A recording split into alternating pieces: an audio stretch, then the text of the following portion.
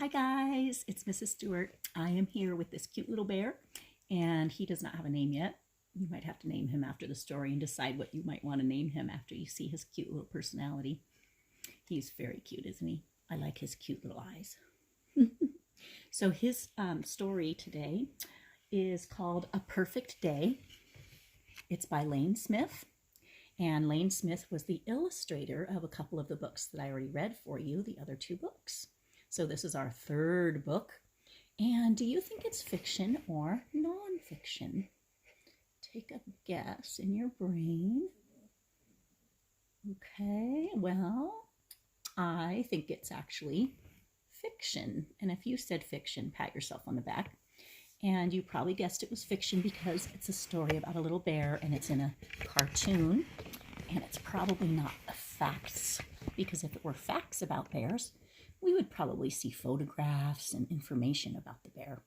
But this looks like a story about him, so I think it's a little bit different and it's probably fiction. All right, let's hear it. A Perfect Day by Lane Smith.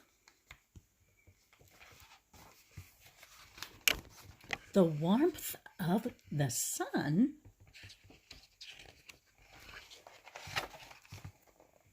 felt good on Cat's back.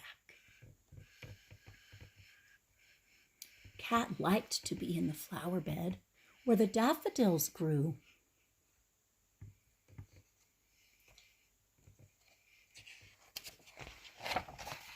It was a perfect day for Cat.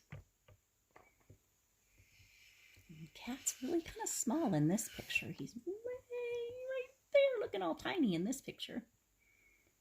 That's called the vantage point. We can see from the other one was a close-up vantage point.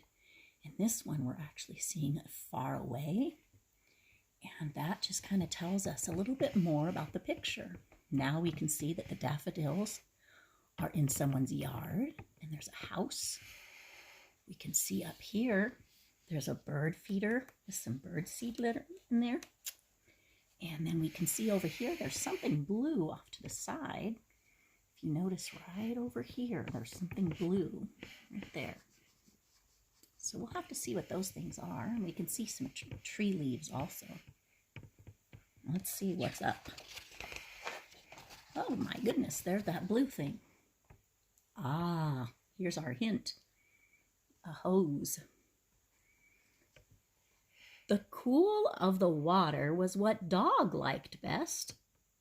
When it was hot, Dog sat in the wading pool that his friend Bert filled for him. Ah, we find out it's a wading pool for Dog. Sometimes when it gets hot, we need to put our dogs in a pool. It was a perfect day for Dog. He looks pretty pleased.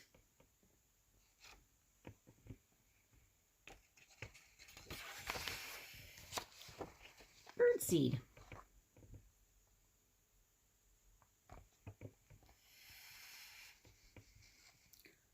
Bert topped off the bird feeder with it. Topped off, you might have heard that before. Fill it to the top. Some people say, do you want to top off your soda if you want a little more soda in your glass? Or do you want to top off your water? So it just means fill it to the tippy top. It was a perfect day for Chickadee. And there's Chickadee enjoying some bird feeder seed. Cute. I'm trying to remember which state. The chickadee is the state bird for one of the states, and I'm trying to remember which one. That's something I could find out, I suppose, on the internet. Squirrel went up the pole. Squirrel went down the pole. Squirrel could not get to the seed. Chickadee's still enjoying it though. Doesn't look as perfect for squirrel yet. Bert dropped a corn cob onto the grass. It was a perfect day for squirrel. Oh, cute.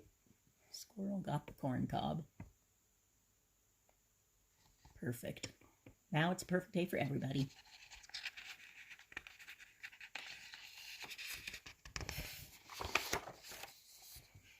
Uh-oh. There's our friend, the bear. Yep, that's me. There he is. Uh-oh. The squirrel looks startled, and the chickadee looks startled. That's just another word for scared. Oh, no. Look what the bear did. Now that looks funny. That's my favorite picture in this story. You can see his mouth. Looks like a bunch of corn teeth.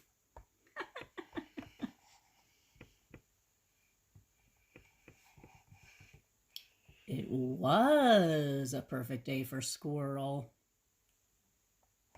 Notice this was is dark print. That means you say it with extra expression. And this is, it was a perfect day. Then you can add in your brain, but now it isn't, because bear took the corn. It was a perfect day for chickadee.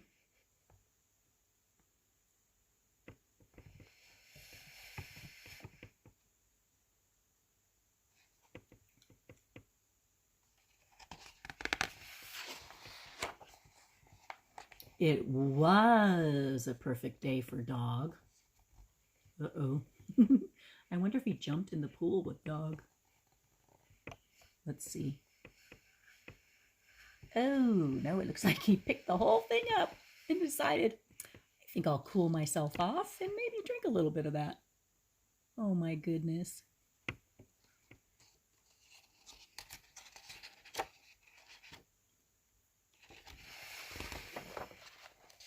It was a perfect day for cat. I have a feeling cat ran off. He's making like flower angels instead of snow angels. He's doing like a snow angel thing in the flower bed. Silly.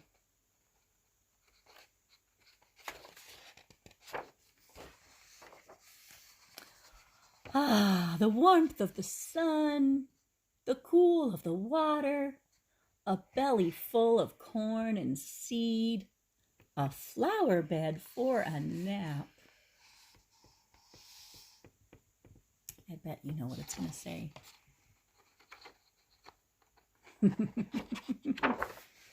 It was a perfect day for bear. Oh my goodness. Looks like he's the only one having a perfect day now. That is funny. Well, that's a pretty fun story, I think. And Lane Smith writes and paints. In a 100-year-old converted schoolhouse, sometimes a bear comes down out of the woods to find out what's in the bird feeder outside his window. So look what he shows, an actual photograph of a real bear coming. So that must be where he got his idea for this cute story. A real bear taking some of that bird seed. Well, that's a fun little bonus on the back there. Well, I'm thinking for this story you could name our bear, of course, because that's always fun to name the bear or the character.